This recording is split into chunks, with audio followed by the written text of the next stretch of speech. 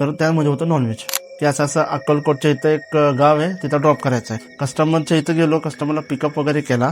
तर आम्ही गेलो, त्यांना ड्रॉप वगैरे केला मी. तर तिथं वगैरे गेलो, तिथं साधारण मी अर्धा पाऊण तास तरी थांबलो नाही का रिलॅक्सेशनसाठी. ते म्हणले की तुम्ही आता आहेत तर जेवण करून जा. म्हटलं नको सर, म्हटलं मला परत सकाळी ट्रिप आहे. ते म्हटले एक काम तुम्ही एक काम करा, डबा घेऊन जावा, टिफिन घेऊन जावा. तर निघालो. साधारण मी तिथनं 7:30 सुमारास मी निघालो तिथनं परत. तर असंच निघत होतं तर एक अचानक जाता जाता तर अचानक डिग्गी वाजायला लागली. परत एक साधारण एकच किलोमीटर गेलो असेल तर मी ड्रायव्हर साईडच्या माझ्या खिडकीपासून एखादी शॅडो अशी माझ्या बाजूने गेली, एकदम ब्लॅक म्हणजे नाही का. तर तिथं अचानक ती शॅडो माझ्या समोर आली.